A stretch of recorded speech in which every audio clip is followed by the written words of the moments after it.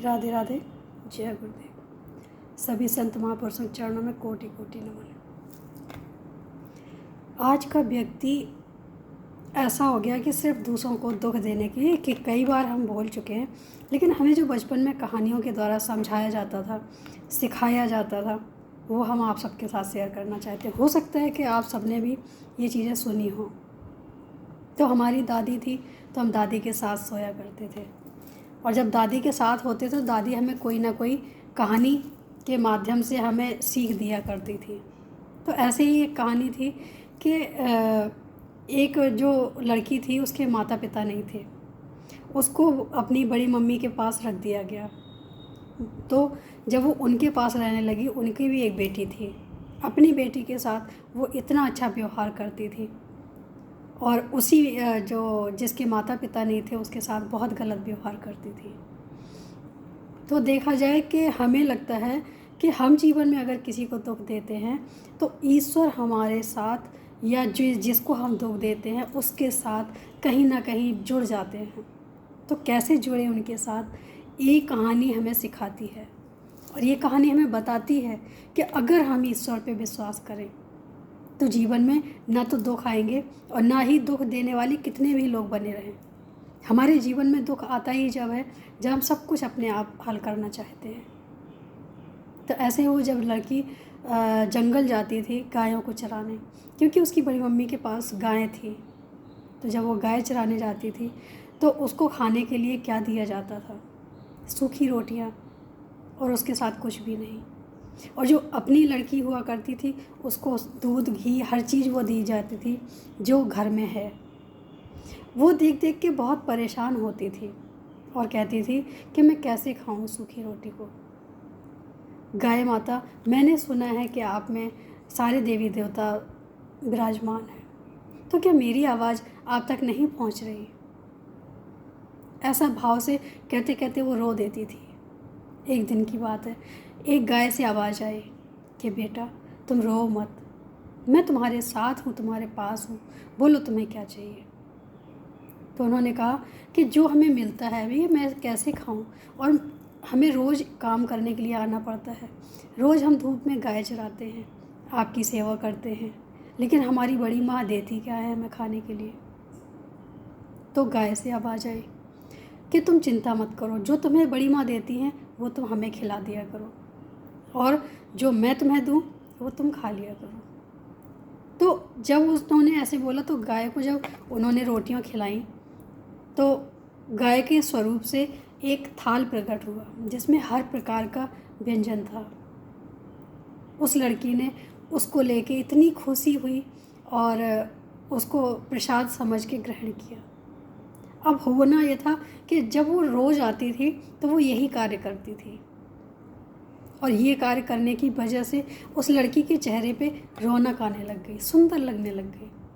क्योंकि जब इंसान चिंताग्रस्त होता है तो उसके चेहरे की रौनक अलग होती है, लेकिन अगर इंसान चिंता ना करे उसका अलग चेहरा होता है। तो जब उसकी बड़ी माँ ने देखा कि ये करती क्या है, मैं तो इसको सूखी रोटियां देती हूँ, फिर ये ऐसे कैसे बदलती चली जा रही है, इतनी सुंदर कैसे दिखती चली जा रही है। लेकिन उन्होंने पता करने की कोशिश की, तो जाके उन्होंने देखा कि जो गाय है वो इसके साथ बहुत अच्छे से माँ की तरह ट्रीट करती है, एक माँ की तरह इसको सेवन कर रही है, और इसको खाना भी है, भोजन भी है, तो वही गाय दे रही है। जलन और ईर्ष्या बहुत गलत चीज़ है। उस बड़ी माँ ने उस गाय को ही मरवा दिया कि अगर ये गाय नहीं रहेगी फिर ये किसके साथ ऐसा करेगी, फिर इसको भोजन कौन देगा। अच्छा, जब वो गाय मार दी गई तो वो दूसरे दिन आके जंगल में रोने लगी और बोली कि जो मेरा सहारा था, जो मुझे समझता था, मेरी बड़ी माँ ने उनको ही हमसे दूर कर दिया, अब मैं क्या करूं। तभी उनकी अस्थियां थी, गाय की अस्थियां थी, तो गौ माता ने आवाज़ उन अस्थियों से लगाई कि बेटा मेरा शरीर गया हुआ है, मेरी आत्मा अभी भी तुम्हारे साथ है और हमेशा रहेगी। फिर जैसे वो रहती थी वैसे फिर से रहने लगी। वही सुख उसे फिर से मिलने लग गया। जब वो उस तरीके से रहती थी तो एक दिन की बात है कि शहर गांव में मेला लगा हुआ था और वो गौ माता को बिल्कुल माँ की तरह बात करती थी अपने। बोली, माँ आज मेरा मन है कि मैं जाके मेला देख के आऊँ, पर कैसे? मेरे पास तो ना ही अच्छे वस्त्र हैं, ना ही हमारे पास समय है, क्योंकि हमारी माँ तो मेले के टाइम पे हमें यहाँ भेज देती है, फिर मैं कैसे जाऊँ? तो उन्होंने कहा, तुम्हारी माँ है ना, तुम चिंता क्यों करती, मैं तुम्हें भेजूँगी, बोलो तुम्हें क्या चाहिए। तो उन्होंने कहा, सुंदर से वस्त्र दे दो माँ। बहुत सुंदर से वस्त्र आ गए, उसके साथ साथ सोने की चप्पल भी आ गई। जब उस लड़की ने इतना सुंदर ड्रेस देखा तो वो खुशी से झूम उठी और उसने उस ड्रेस को धारण किया और वो मेले में गई। मेले में जाके वो भूल गई कि हमें कितना टाइम हो गया और हमें जाना भी है, वापस जाना है। ये कपड़े और ये सब कुछ हमें वापस करके फिर बड़ी माँ के घर जाना है।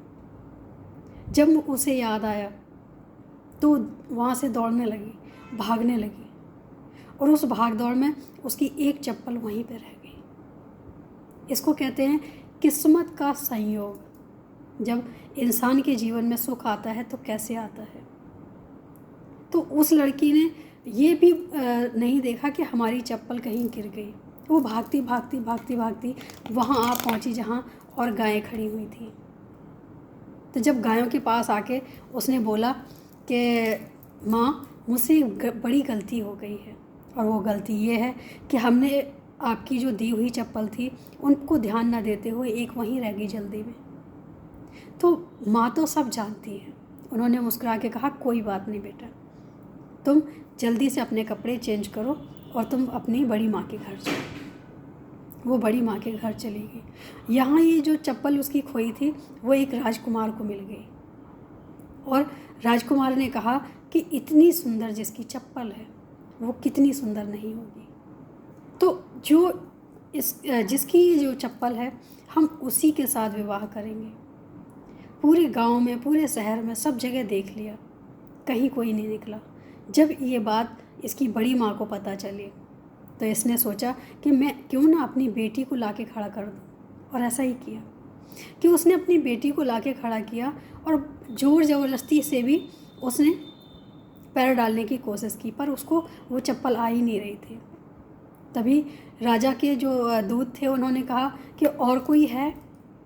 तो वो चाहती थी कि हमारी बेटी उस घर में जाए, लेकिन हमारी जो भतीजी है वो उस घर में ना जाए, जो और उसके पास बेटी है वो ना जाए। तो उसने मना कर दिया कि नहीं, मेरे पास और कोई नहीं है। तभी पड़ोसियों ने कहा कि नहीं, ये झूठ बोल रही है, एक बेटी इसकी और भी है जो ये जंगल गाय चराने गई है इस टाइम पे, इस समय पे। तो उन्होंने कहा कि कोई बात नहीं, हम इंतज़ार करेंगे, जब वो आएगी तब हम उसका चप्पल का नाप ले लेंगे। और जैसे ही वो जंगल से आई उसने सबसे पहले जैसे ही नाप दिया तो उसकी चप्पल थी तो इसलिए उसको फिट आ गई। जैसे ही वो चप्पल देखी उसने कि इसी की है, तब उसने पूछा भी कि ये चप्पल तुम्हारी है। तो संकोच बस बोली कि नहीं नहीं, मेरी नहीं है, क्योंकि मैं तो गाय चराती हूँ और ये चप्पल हमारी कैसे हो सकती है, ये तो सोने की है। तभी राजा ने बोला कि अब तुम्हें डरने की ज़रूरत नहीं है, क्योंकि पूरा गांव, पूरा शहर सब देख लिया हमने, किसी को ये नहीं आई, ये सिर्फ तुम्हारे ही पैर में क्यों आई, इसका मतलब है कि तुम्हारी ही है। अब इसकी महिमा क्या है ये हमें बताओ। जब उसने सारी बात बताई तब उसकी चाची को एहसास हुआ कि मैंने इसके साथ कितना गलत किया, मैंने इसके साथ बुरा व्यवहार किया। क्यों? क्योंकि इसको हमने कभी अपना नहीं माना, और मुझे लगा कि हम अपनी बेटी को अच्छी जगह पे भेज देंगे। लेकिन जो किस्मत में होता है, अगर सुख भी होता है तो वो सुख भी ढूंढ लेता है, अगर हमारी किस्मत में दुख है तो दुख भी हमें ढूंढ लेता है। ये हमारे जीवन का भी कहीं ना कहीं अनुभव रहा है कि जीवन में अगर हमारे खुशी है तो हमें ढूंढ लेगी, अगर हमारे जीवन में दुख है तो कोई ना कोई ऐसी घटना हमारे साथ ज़रूर होगी कि हमें वो दुख भी ढूंढ लेगा, वो दुख देने के लिए, क्योंकि हमारे प्रारब्ध में है। और जो चीज़ होती है वो हमें मिलती ज़रूर है, लेकिन हमें लगता है कि नहीं, हम समय को बदल सकते हैं। ये शायद उन सभी के लिए कहानी है जो ये जानना चाहते हैं या जो नहीं जानना चाहते हैं कि हम किसी को दुख दें, ये तो तुम कर सकते हो, लेकिन किसी को दुख हो ये तुम्हारे हाथ में नहीं है। हम जीवन में किसी को अच्छा ही देंगे तो हमें अच्छा मिलेगा, ये बहुत कॉमन सी बात है, सब जानते हैं। लेकिन तुम किसी के साथ बुरा करोगे और तुम्हें अच्छाई मिलेगी, ये तो बहुत ही मुश्किल काम है, क्योंकि उसकी किस्मत किसी और ने लिखी है, तुमने नहीं, और ना ही तुम लिख सकते हो। हम इंसानों की यही सबसे बड़ी प्रॉब्लम है, समस्या है, कि हम सब कुछ अपने तरीके से करना चाहते हैं और सब अपने तरीके से नहीं होता है। होता वही है जो उसने लिखा है, जो उसने तुम्हारे जीवन में डाला है। हमारे जीवन में क्या होने वाला है, क्या हो रहा है, वो तय करता है। हम एक कठपुतली मात्र हैं। जिस दिन हम इस बात को समझ जाएंगे तो हमें नहीं लगता है कि हम किसी को दुख देने की कोशिश करेंगे।